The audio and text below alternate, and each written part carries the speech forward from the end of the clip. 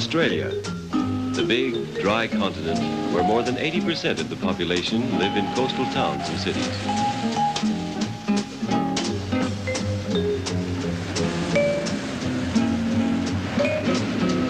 Each summer brings 5 million people to the seaside,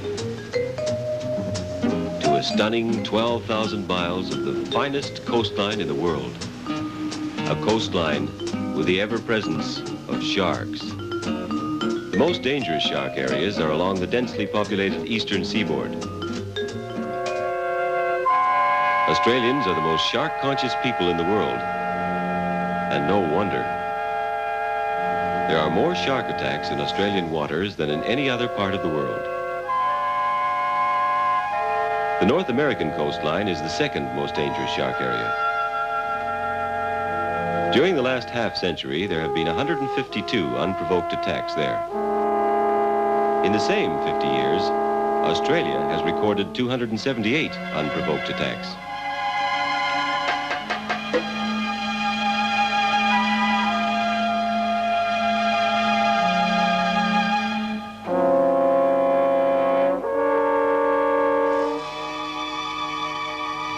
Sounds bad, doesn't it? But what are the actual odds of being taken by a shark? They are less than the chances of being struck by lightning.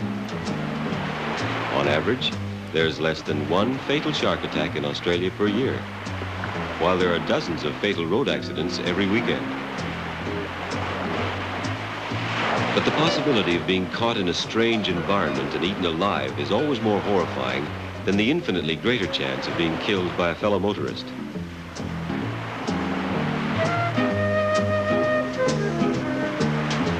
And yet, comforting as the statistics are, only a brave man or a fool is thinking of statistics when he's up to his neck in water and someone yells shark.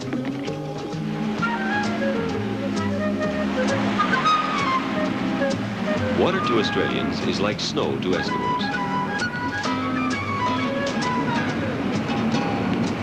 They learn to swim almost as soon as they learn to walk and become almost fearless of water.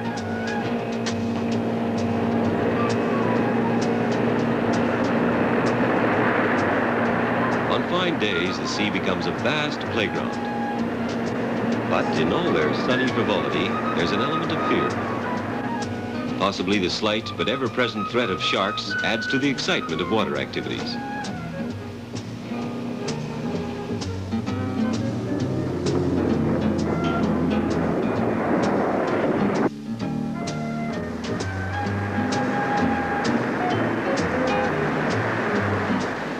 To most Australians, the ocean side is the ideal retreat for carefree relaxation.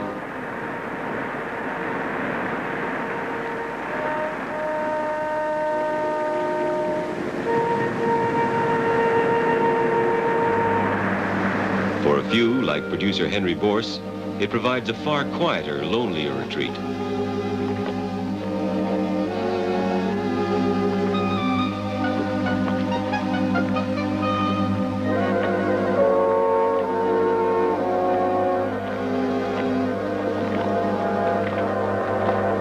Henri slips into a hypnotic world of slow motion and silence.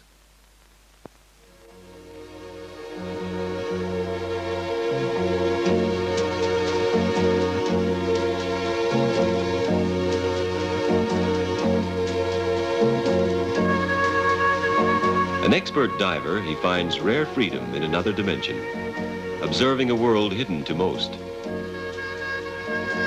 Henri prefers to explore with a camera rather than hunt.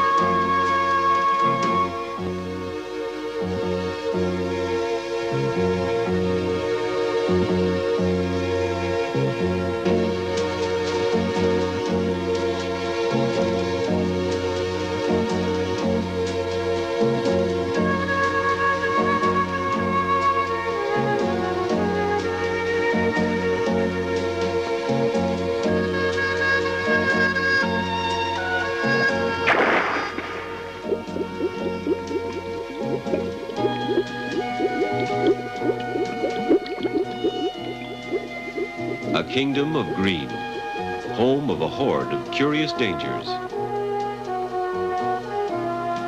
Sea urchins with poisonous spines. The stingray, armed with a vicious serrated barb at the base of its tail. Hundreds of threats lurk here, but none compete with that king of danger, the shark. The shark's ancestors first appeared in prehistoric oceans during the Devonian Age, 400 million years ago. The original shark has the same amazingly efficient torpedo-like body shape as they do today, and were up to 20 feet long. In the Miocene Age, 20 million years back, the shark was particularly abundant and enormous. Some were 60 feet long with teeth as big as a man's hand. Throughout its life, the shark is driven by two urges: the urge to survive and the urge to procreate. Almost all shark's activity is linked directly with that of its prey, rendering his behavior almost completely predictable. If all its feeding and mating habits are observed, an accurate prediction can be made of its movements. Should a man, for example, be in the path of a hunting shark, he could very well be inviting a so-called unprovoked attack.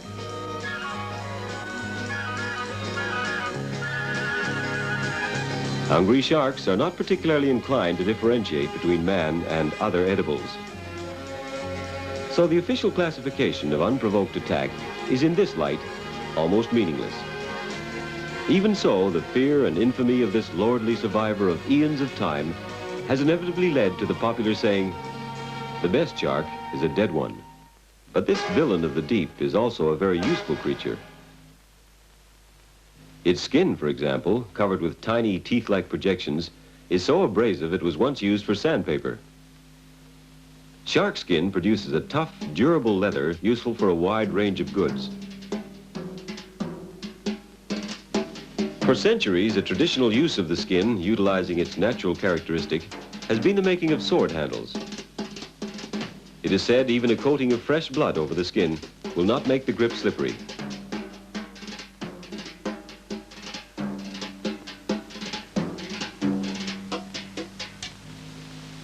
The most accurate means of identifying the species are the shark's teeth, the stiletto type for grabbing and swallowing small fish, like these of a gray nurse, and the serrated meshing variety, designed to sever large chunks from its prey, like those of the whaler and white pointer.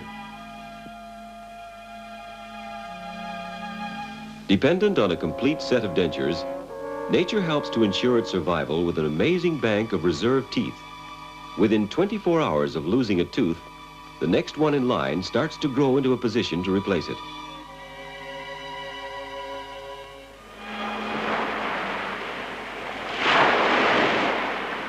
Primitive man, living on the shores of shark-inhabited waters, often expressed his awe and fear in myths and totems of shark gods and shark demons.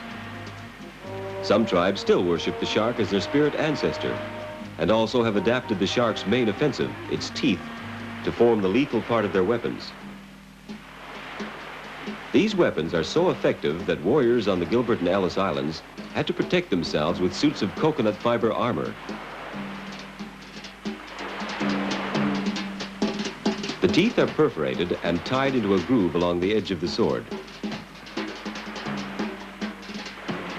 Traditionally, the cord used was made from pubic hair, but these days, manufacture being primarily for the tourist, common string has done away with this rather demanding tradition.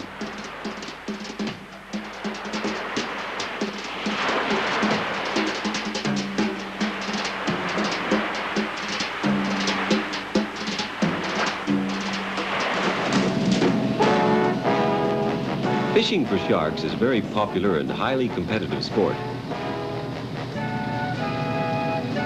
Among big game fishermen, the shark is considered the most exhilarating and challenging of game fish. Two well-known experts are TV personalities Bob and Dolly Dyer. Between them, they hold the majority of world records for tiger and white pointer caught by line. 16 at last count. One of Bob's records was a 15.5-foot white pointer. He hauled it on board using a 50-pound breaking strain line. The monster weighed 1,876 pounds. That takes a fair bit of know-how. And the sport itself takes a fair bit of money.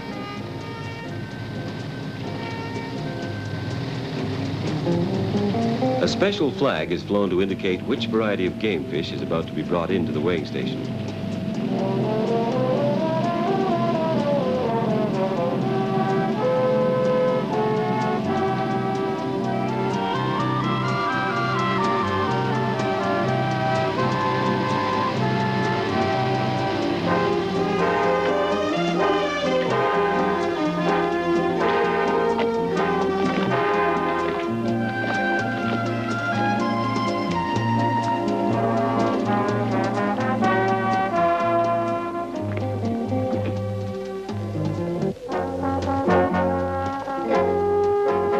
Dean, world champion white shark fisherman, making careful preparations.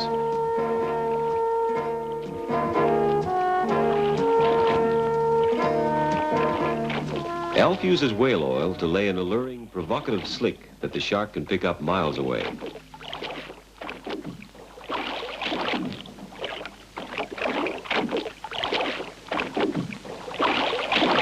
The slow-dripping oil entices the shark to the boat where he finds the tasty lures hanging from the stern. The lures act as a teaser and arouses the shark sufficiently in order for him to snap up the baited hook.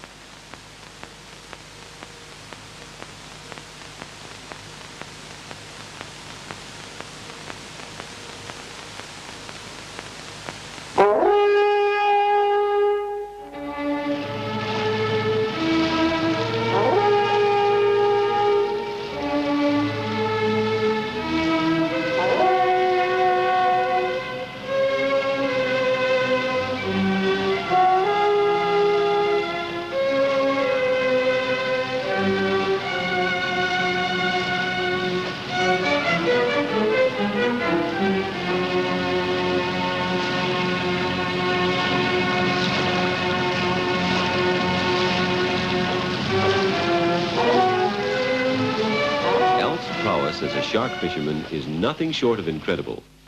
By catching the 4 largest fish ever taken on rod and reel, each a white pointer and each weighing more than a ton, he 4 times consecutively broke his own world record to leave it standing at 2,664 pounds with a 16-foot 10-inch white shark.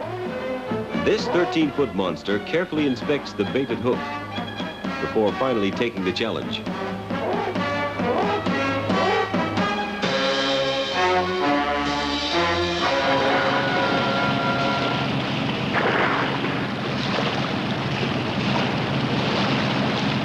As soon as Alf sets the hook, the enraged shark tries to roll free of the line. This is where the skill of the big game fisherman is put to the test.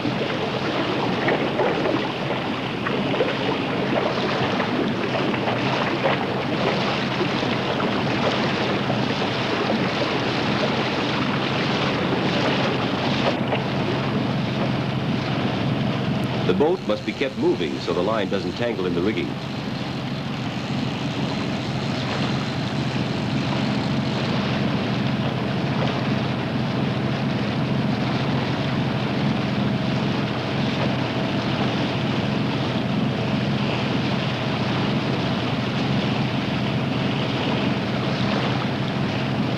If Alf doesn't anticipate the shark's every move and loses his balance for 1 second, he could be overboard amongst some very angry sharks.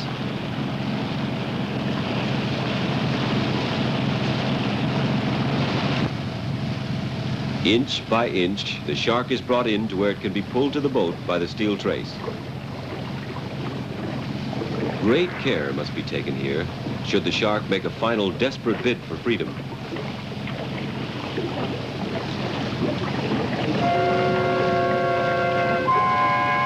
fight, from hooking to landing this shark, has lasted 45 minutes. From 7 white pointers swimming around the boat, Alf accurately predicted which one would take the bait.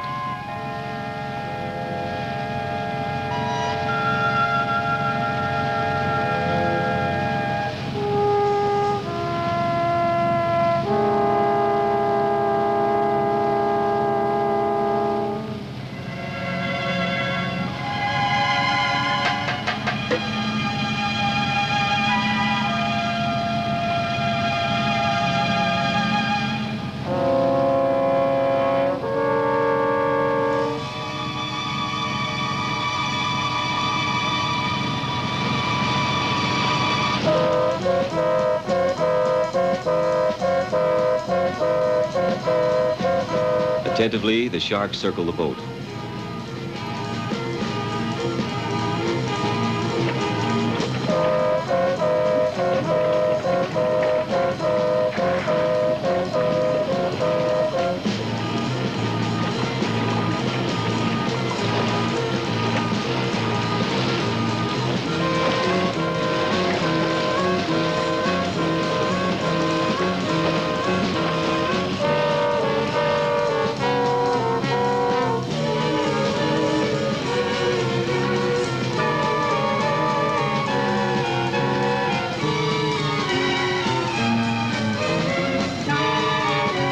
The circling sharks have become excited and aggressive.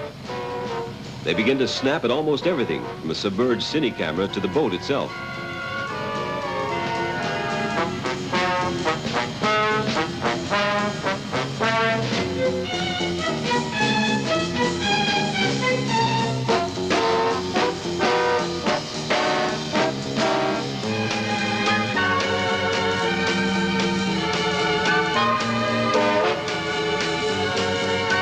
Not only does this one ignore the bait, but he shows a more than enthusiastic interest in the camera cage.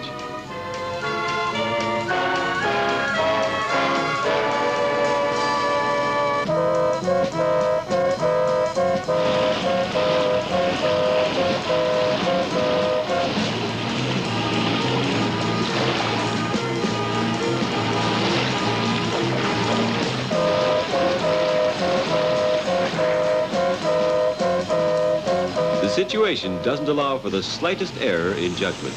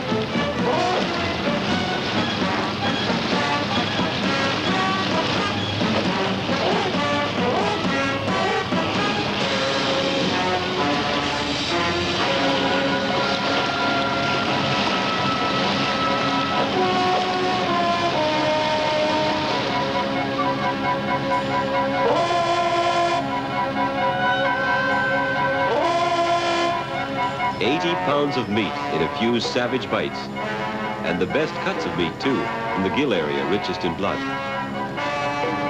Cannibalism like this is common, The shark usually circles slowly, then nudges its prey before the mayhem of the feeding frenzy begins. But when competing for the same snack, he'll swim straight in, snapping at everything that gets in his way, including other sharks.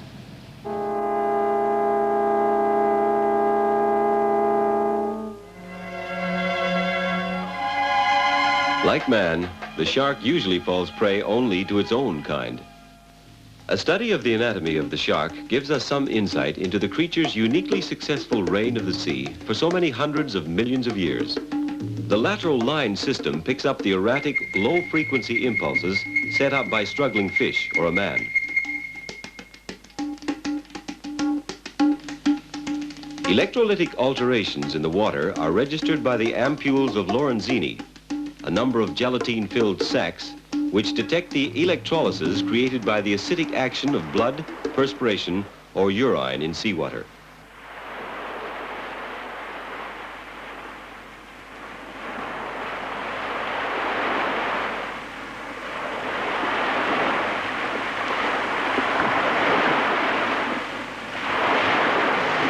The claspers are the male shark's reproductive organs, and nature has endowed him with two.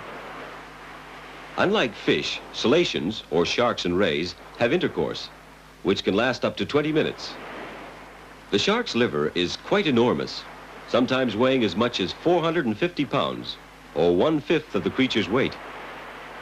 The shark stores nutrients here, enabling it to live without food for several weeks. The high vitamin A content of the liver used to make shark fishing a lucrative business until the development of synthetic vitamins wiped the industry out.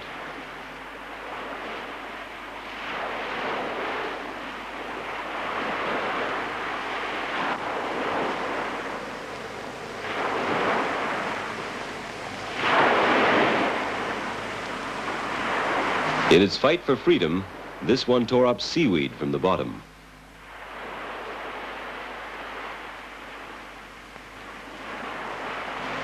Its stomach also contains the remains of what once was a 6-foot snapper shark. The digestive juices produced by the stomach wall are so strong that they would eventually dissolve metal. However, to enable it to swim unencumbered when speed is needed, the shark can invert and empty its stomach.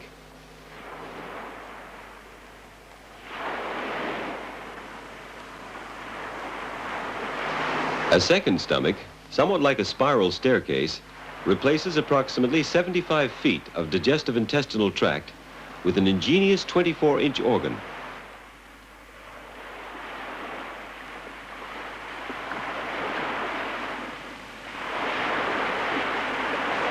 This and 9 feet of intestines forms an incredibly efficient digestive system, considering that man has to carry some 137 feet of intestine. The small 2-chambered heart is presently the object of research into human heart failure.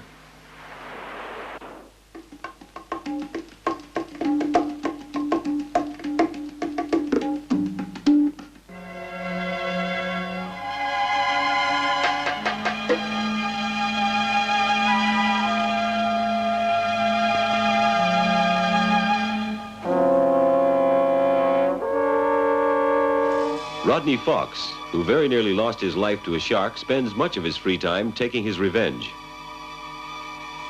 While competing in a state spearfishing competition, a white pointer savagely tore Rodney through the water, all but crushing his chest. Miraculously, the shark let go before any vital organs were severed. A spearfishing competition is almost like a carefully prepared enticement to sharks in the vicinity.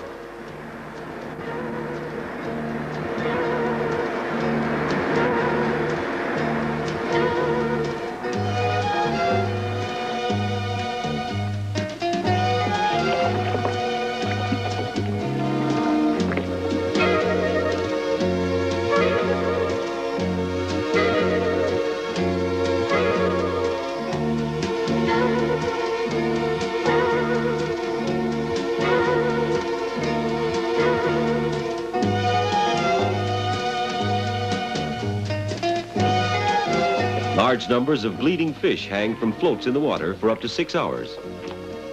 Continuous streams of violent vibration waves transmitted from the struggles of wounded fish send any nearby shark rushing to the competition site. Yet Rodney has not only returned to compete at spearfishing competitions, but became the outright winner of this one.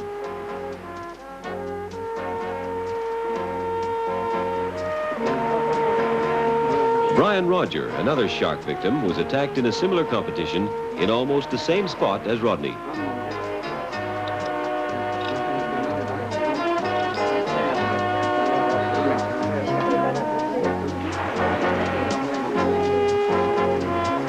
Brian has also returned to competition spearfishing, and this 6.5-pound lobster was easily the largest caught.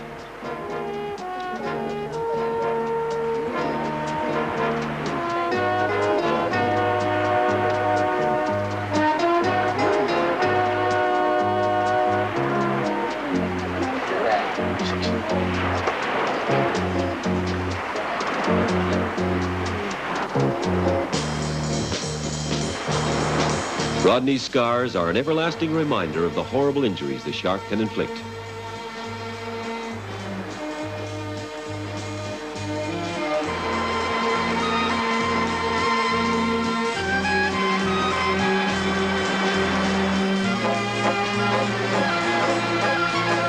Both Rodney and Brian were attacked near the South Australian town of Aldinga.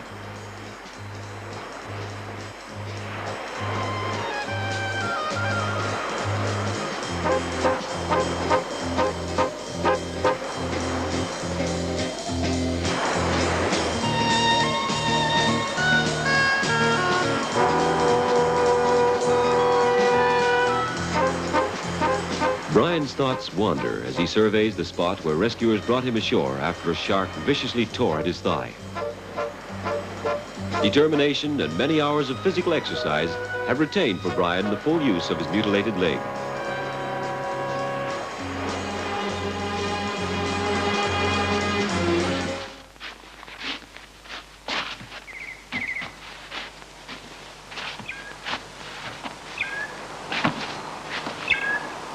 Any shark attack makes headlines, but Raymond Short's misfortune was one of particular horror.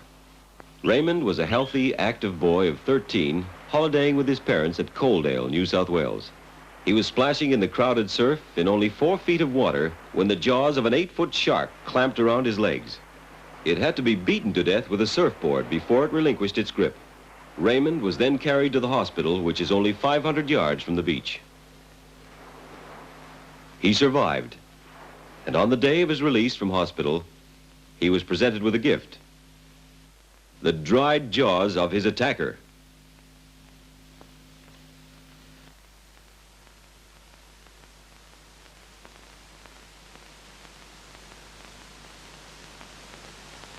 But the real memento of that day, the boy will carry with him for the rest of his life.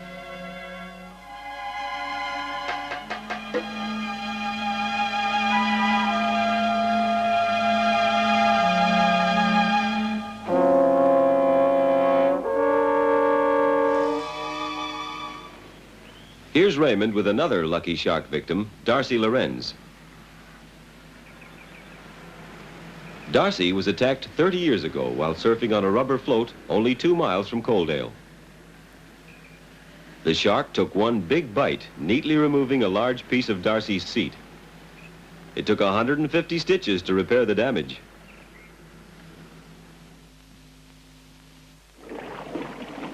It's easy to understand a surviving shark victim being left with a fear of the sea, but most of them go back. Raymond Short has retained his life-saving membership and is now a keen member of a spearfishing club. As 6 shark victims in 7 consecutive years were participating in an underwater sport of some kind, a great deal of attention was drawn to the anti-shark gun, or powerhead. Either a .303 or 12-gauge cartridge is loaded in a short barrel.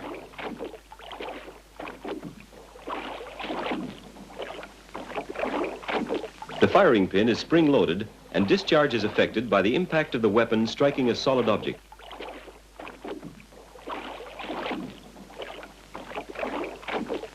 Contrary to common belief, it's not the projectile that is lethal, but the gas expansion of the exploding charge, which causes a sudden disintegration of the brain tissues.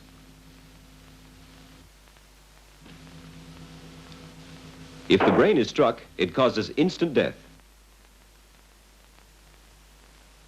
However, few, if any, victims have seen their attacker approach. The powerhead's value is mainly psychological. The frightening mass attacks on shipwreck victims and ditched airmen in World War II gave rise to a research program by the United States Navy. Copper acetate simulates the smell of decaying shark. Most species dislike this smell and avoid the source.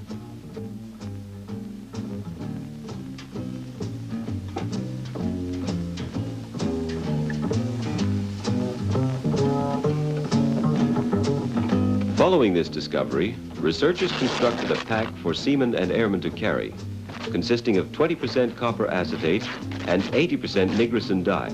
The dye surrounds the person's body and hides it from the man-eaters. These shark repellent packs have certain disadvantages. The duration of effectiveness can be rather limited. Any current will quickly disperse the dye and smell. Also, some species of shark, under certain conditions, do not appear to be the slightest bit concerned about the smell or the dye, and attack regardless. But the packs are still standard equipment because they offer the airmen and seamen some sense of security, even if mostly psychological.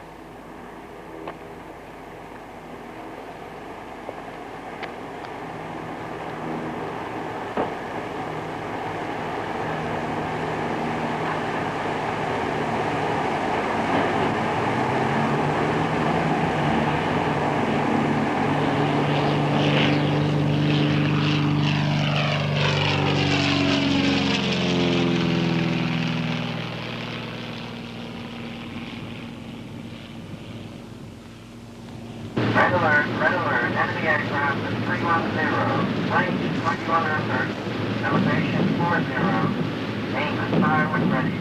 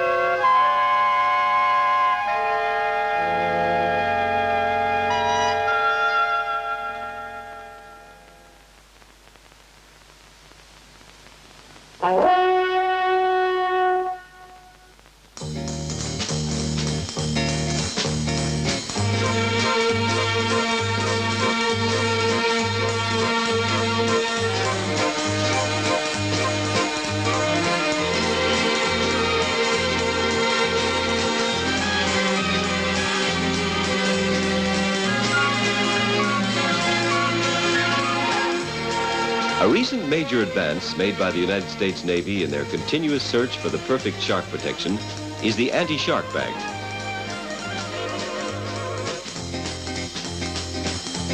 By separating the man from the water around him and obscuring his odor and movements from the shark's senses, it can protect a man from menacing sharks for an unlimited period. The person is suspended in a black plastic bag which is filled with water and in turn suspended on an inflatable collar.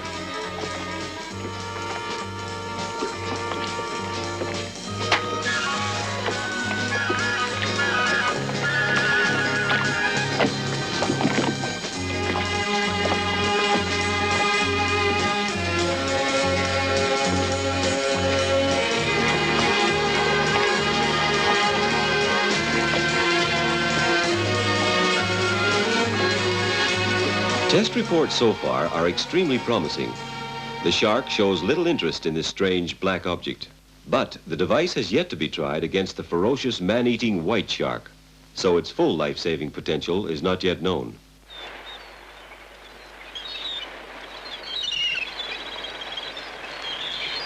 In the battle to prevent shark attacks, any observed and correctly interpreted behavior patterns can be relevant. Here at Tweed Heads, on the border of New South Wales and Queensland, The slower-moving, bottom-feeding varieties are kept for public show. As 70% of the Earth's surface is water, man may eventually have to live and work on the seabed, where lie rich, untapped resources. But before this can happen, he may yet learn much from the ocean's bad boy, who has survived there successfully longer than any other vertebrate. The leopard shark and the gray nurse are two species that have settled in at Tweed Heads quite readily. They adapt very quickly to daily hand feeding.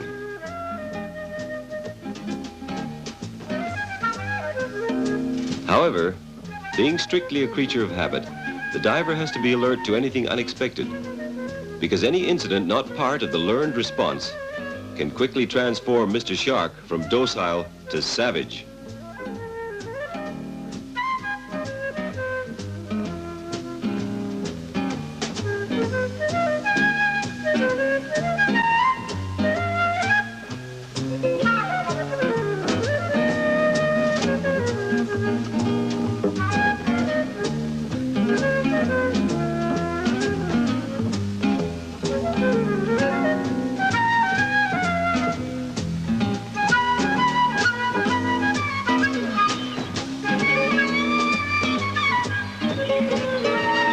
A most elaborate oceanarium is Marineland in the Sydney suburb of Manly.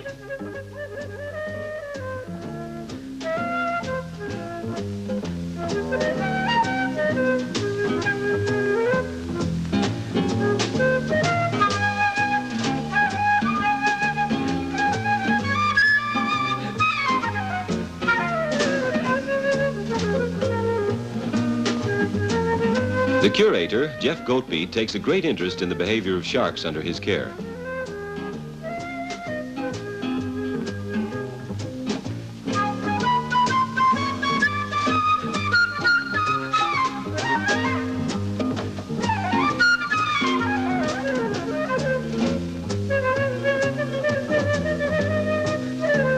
In particular, the dreaded whaler shark, which has been responsible for the greatest number of attacks along the Sydney beaches. Marineland is large enough to keep this fast-swimming shark in captivity. Unfortunately, the shark is quick in adapting himself to the new environment. Once he realizes that food is offered regularly by the same diver each evening, he becomes more docile and swims peacefully with fish that would, under normal conditions, become his prey. The necessity to hunt has been taken from him. Of 250 species of shark known, only about 12 are dangerous to man.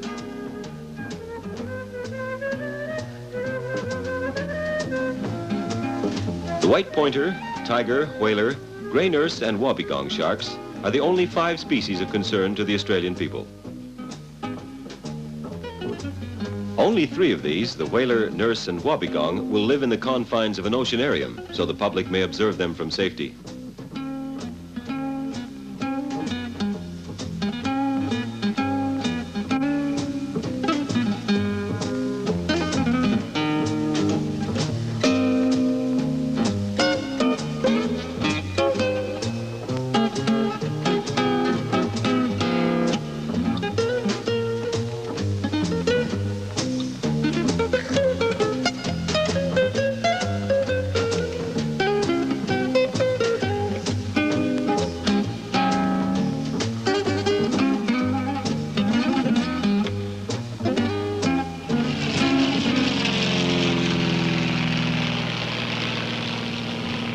As the summer holidays commence, thousands of swimmers take to the water. A shark spotter plane, sponsored by a local radio station, takes off twice daily to warn bathers should there be sharks in their vicinity.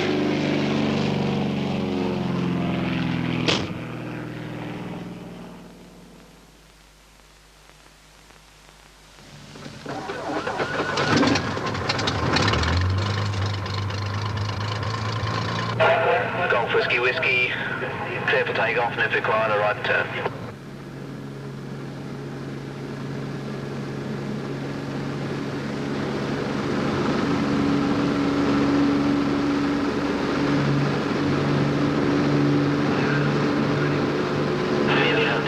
Clear for southerly departure.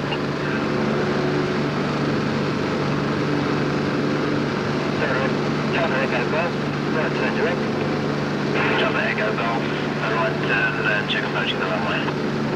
Echo Golf. November uniform, turning back from touching down.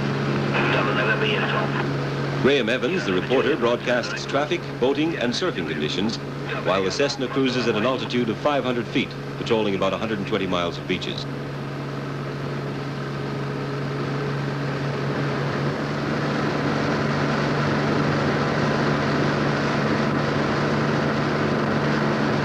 Delta Golf, Juliet, roger, Marlin. Delta Golf, Juliet, what is your estimate for Marlin now?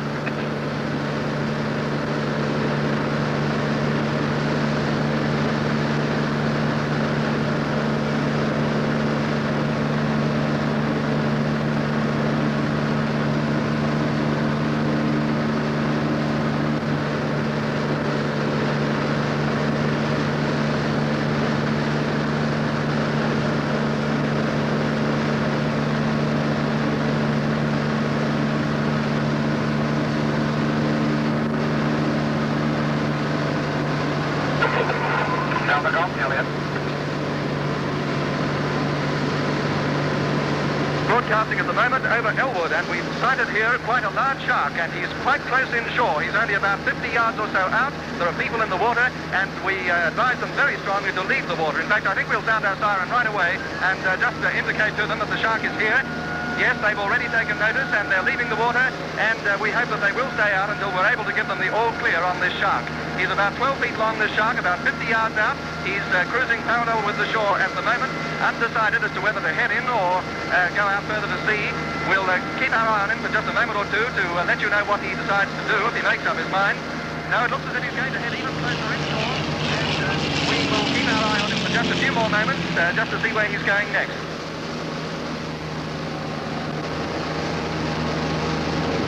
This shark is moving at the moment slightly towards shore, which is bringing him even closer than 50 yards into the shore. He's crossed the sandbar, and he's heading at the moment straight for the shore. The people have left the water, and we hope that they will remain there until we're able to give you the all clear later this afternoon.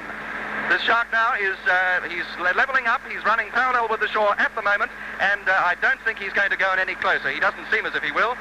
No, he's turning out again now. He seems to be turning out to the deeper water once again, and so we'll leave him here for the moment. We'll keep our eye on him as we circle in the vicinity and keep you posted as to what he does. But do be very careful if you're swimming anywhere near Elwood. Stay right out of the water. The shark is a big one. He's very close in. As soon as the shark retreats to deep water, the pilot cuts the siren. In the water until we're able to give you the all clear.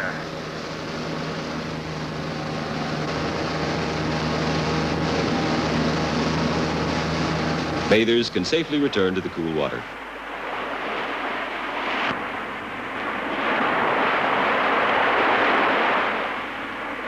A most effective protection for young bathers are the bar-protected sea baths.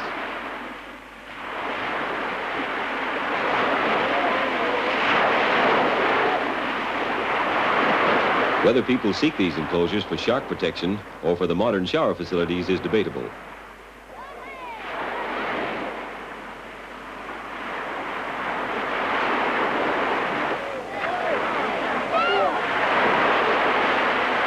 The stout steel bars protects the enclosure from sharks and stingrays.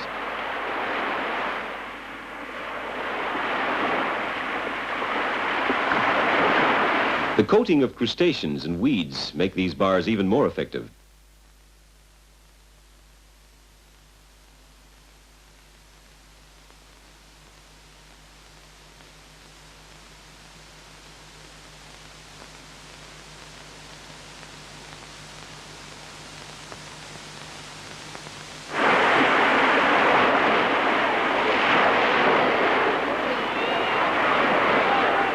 However, not everyone swims inside the bars.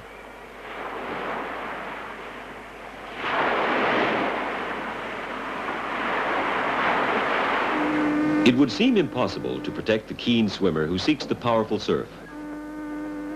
But since meshing was introduced to Australia in 1937, not one attack has taken place off a meshed beach.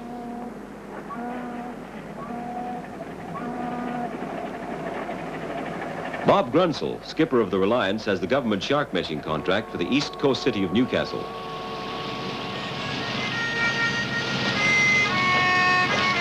7 o'clock each morning sees Bob and his two hands taking their nets to set off the 6 main surf beaches at Newcastle.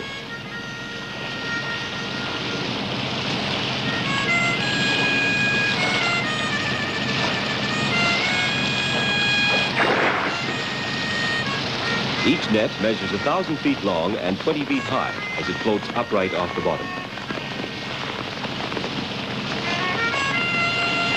Nets are set parallel to the beach between two 60-pound anchors just outside the surf.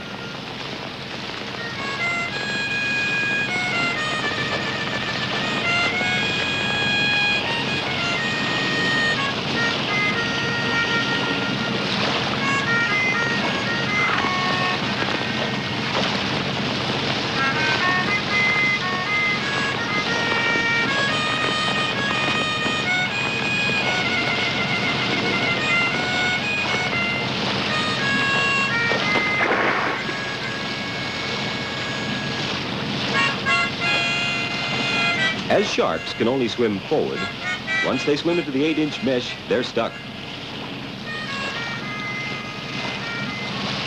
The more he thrashes around to free himself, the more tangled he becomes. Sharks of the dangerous kind must swim continuously throughout their lifespan in order to ventilate their gills. As soon as forward motion stops, the shark begins to drown.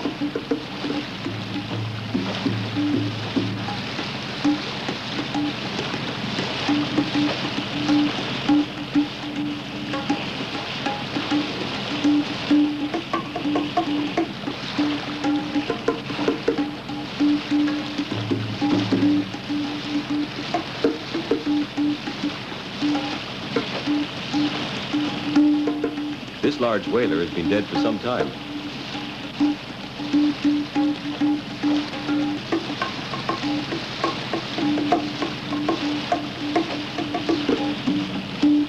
Her litter of a dozen young were stillborn.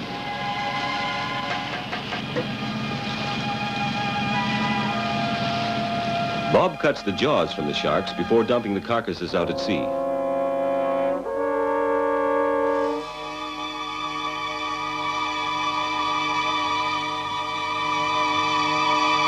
It takes some time to properly treat each jaw before they finish up at schools and with curio collectors.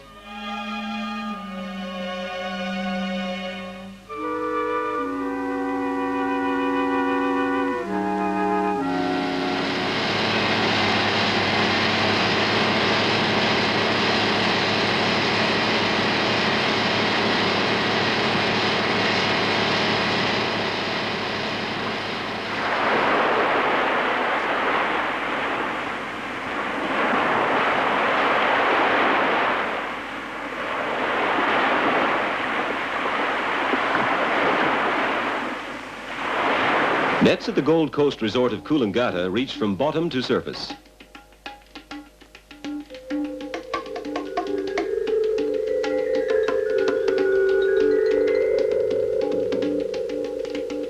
Sharks that have entangled themselves like this hammerhead can only be released by cutting the nets. The resulting damages causes considerable and expensive repairs. But to the tourist trade, the compensation of carefree swimming is more than worth it. Some less harmful creatures, such as this leopard ray, are usually released by the fishermen, as they're of little danger to bathers.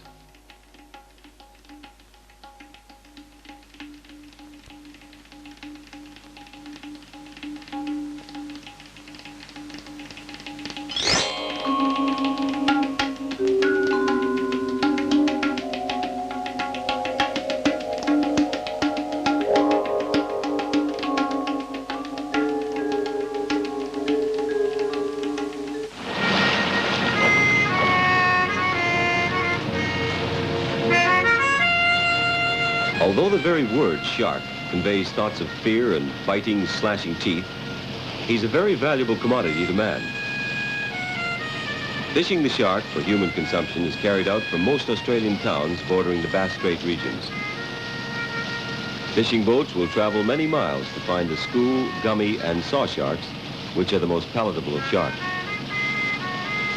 Part of the traveling time is utilized to prepare the baits. Fresh kuta and eels are chopped up in sections and threaded onto the many hooks which are set in more than 200 feet of water. The baited hooks with their short snoods are prepared in boxes of 80, ready to attach to the main line before the first light of dawn.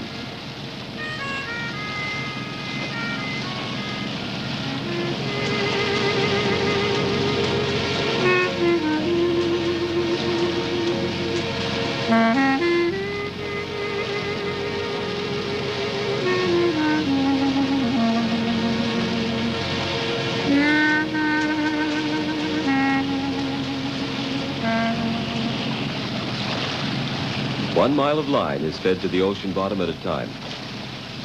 The fishermen clip the baits on at 20 feet intervals, giving each set a potential catching power of 240 sharks. But a catch of 40 per set is considered excellent.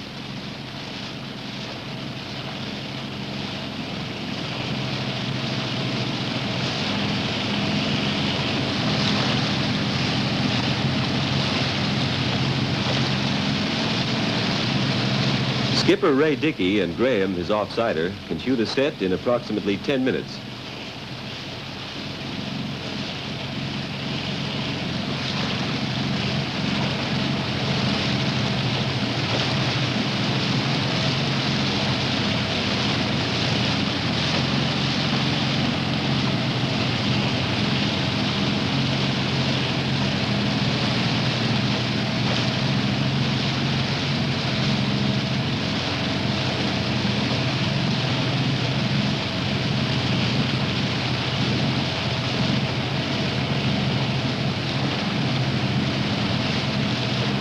After laying 2 sets, they'll return to haul in the first one. As it takes about an hour to haul a set, it doesn't pay to leave the lines for too long, as larger species or vermin, such as crabs, which are abundant at these depths, inevitably mutilate the catch.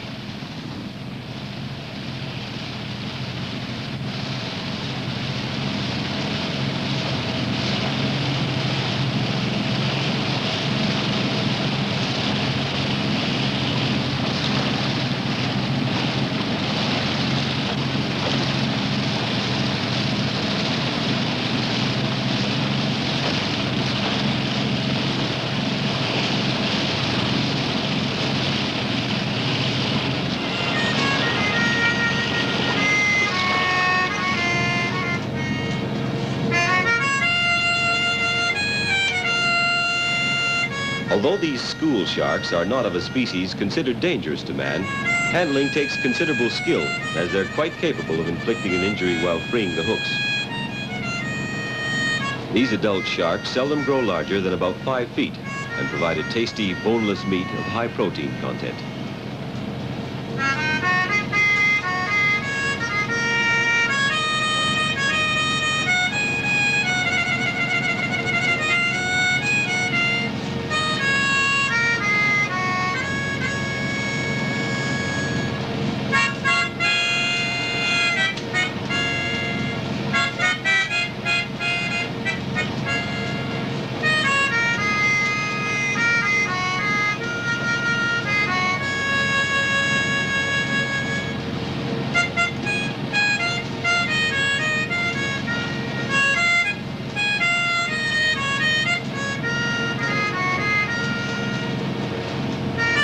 Don rebaits and prepares each hook for the next set so that up to 10 sets can be shot in one day. With only 3 crew members, a systemized routine is necessary.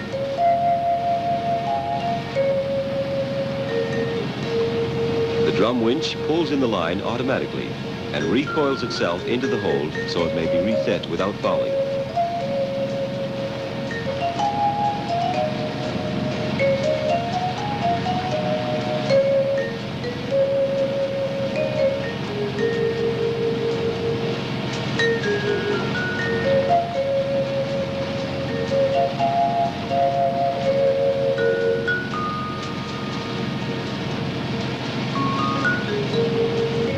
Graham prefers to anesthetize his patients before dressing them for the dinner table.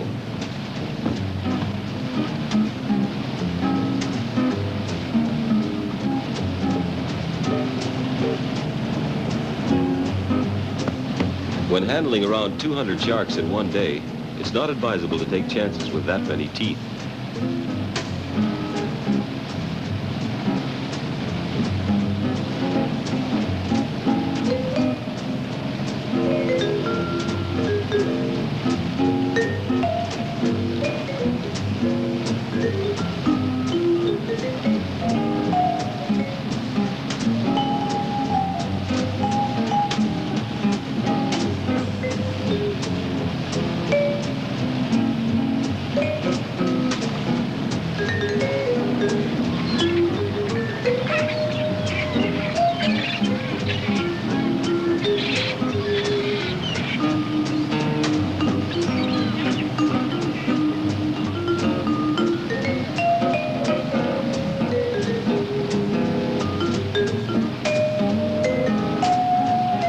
It's not uncommon for a shark to give birth on deck.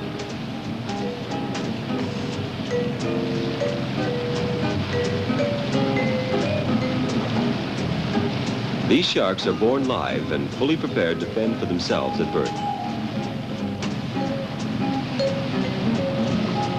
Graham's assistance reveals a litter of 37 wriggling youngsters.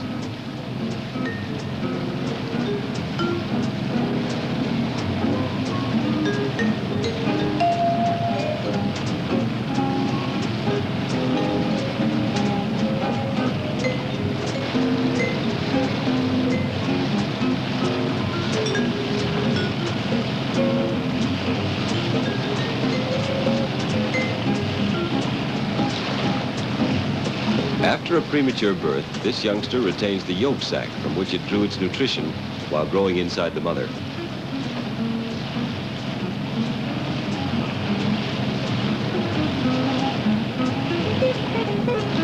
Few survive the many perils awaiting them.